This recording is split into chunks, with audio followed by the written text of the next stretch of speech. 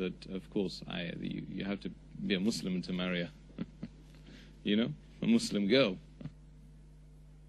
So she put me off, and she became very angry with me because, she saw that I was getting close to this thing which was going to maybe ruin things, So, shwaya ba shwaya, little bit by bit, reading and reading and reading, I started to look at the world outside with new glasses on.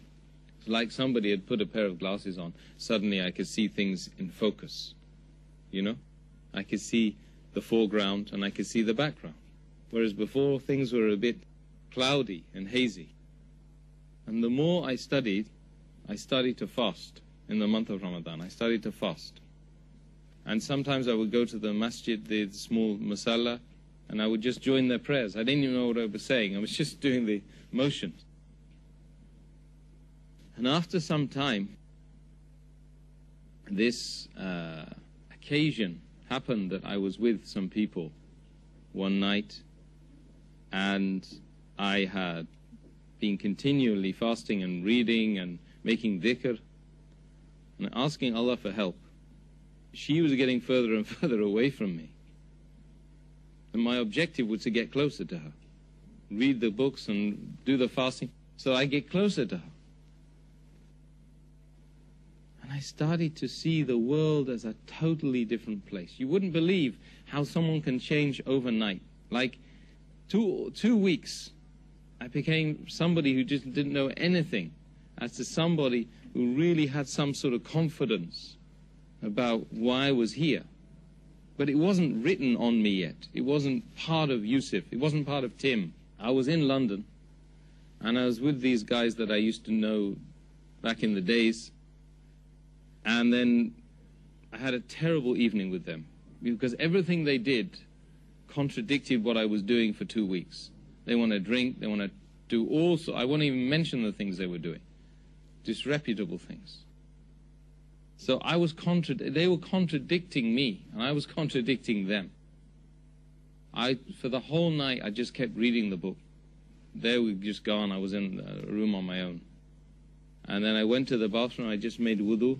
I just made the ghusl. I didn't know what I was doing, because I didn't know ghusl really. I just read some stuff in a book.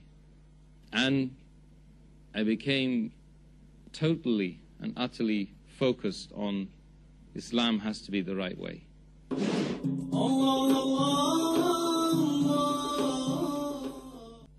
It was that night.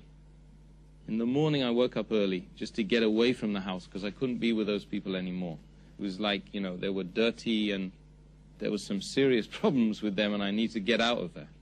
Something forced me out of the door. I walked up the road and I met this man, and because he had brown skin, I thought maybe he's going to know where the mosque is, So, a bit ignorant at that time. I didn't realize. I thought, anybody can be a Muslim. He told me there's a mosque up the road. It was Balam Mosque. I went into the mosque, and this guy grabbed hold of me, and he said, "What's going on? Well, why are you here?" I said, "Well, there's something I have to do today. I mean, it's that, I didn't even know what it was called, Shahada. But I said to him, the place out there is bad, and I know that there's a better way, and I believe that the Quran can answer my problems. So, alhamdulillah, for the grace and mercy of Allah subhanahu wa ta'ala, that was in the month of Ramadan, early in the morning. I went to in the front and took the Shahada. And the whole masjid, loads of brothers, there must have been about 300-400 people in there, the whole of them, each and every one of them embraced me and said salams to me and congratulations that you've found your life. And the similitude of what I've done, of what I had done, was, comparatively speaking, was like life versus death, and death versus life. Because if Allah subhanahu wa ta'ala hadn't guided me, it would have been just like death. And it's like that for 80 to 90% of the world's population, if you think about it.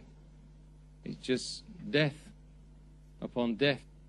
Each day you're just getting closer to your appointed period of death. But you're dead in the dunya, and you're going to be dead in the grave, and you're going to be punished in the hereafter. And you've no idea the mercy and the ni'mah of Allah subhanahu wa ta'ala that He makes a person come to this deen. Alhamdulillah. Before I reverted to Islam, the truth of the matter is, I did not know what contentment was. Because contentment comes from finding yourself upon the truth. And if you're upon the truth, you will be contented. But I'm not just talking about for one day. I'm talking about no matter what happens to you, wherever you are, whomever you are with, you will have that ultimate peace and tranquility in your heart.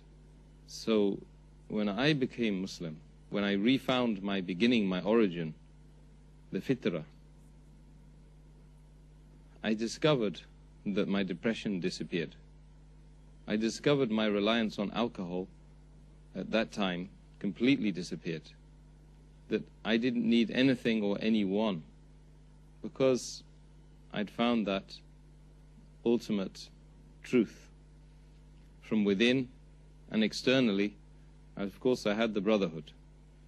Myself and my wife, basically we arranged the marriage ourselves, because when you revert to Islam, there's a lot of people who are not really practicing Islam. They're practicing what their forefathers were practicing, which is their culture. And it's not much to do with Islam. Because if a person, as you know, one of the conditions of sadaqah, one of the groups of people that it is paid to, is it's paid to the reverts.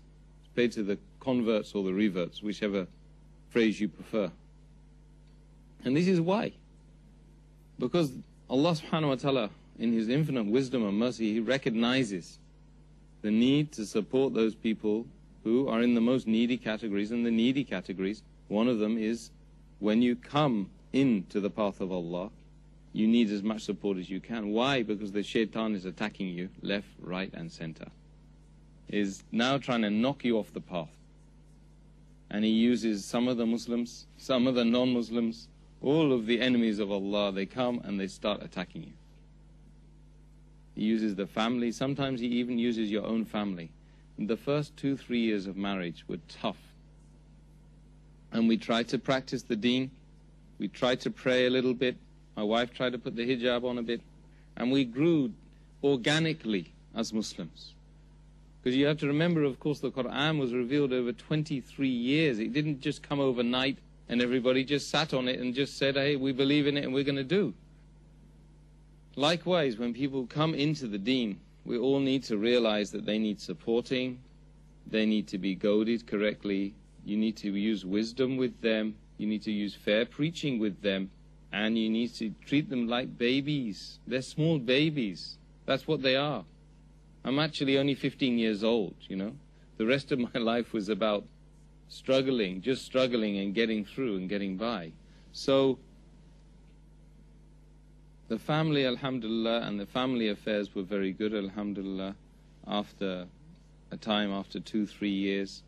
And then when kids started coming, that gave me also an added purpose, alhamdulillah. My father, I hadn't seen him for a long time, and before I reverted to Islam, I had an address in Ireland. He was Irish, and just Whitefields Farm in Mount Rath, that's where it was. So I hitchhiked one day to go and find him, because I thought that if I found my father, it would help me to somehow know who I was and what I was doing here. So I hitchhiked all the way. I got to the place. It took me ages to find the place, because it was a very incomplete address, no postcode. And I found my uncle and my extended family there. And then, I stayed with them for 2 weeks. However, my father was living in Reading, just around the corner from me, basically. So the whole journey, I had to come all the way back to go and find him. And eventually I found him. And unfortunately, he was an alcoholic. Basically, he just lived digging the roads and building houses and then getting drunk in the night. And that was his whole life. When I embraced Islam, he just thought it was a bit of a joke. He didn't really even know what was going on. My mother, initially, as did my mother's family, they considered that it was just a passing phase. They said, well, look, we saw you as a Buddhist. We saw you talking about Christianity. We saw you talking about Tolstoy and veganism and vegetarianism. This is just another phase. Good. It's all very healthy. We really like it. 3 years after I became Muslim, I married my wife. Alhamdulillah. They started to see this wasn't so much of a phase. Firstly, it had lasted 3 years. Secondly, I was married to a woman who was Moroccan, and alhamdulillah, she wanted to practice the deen of Allah.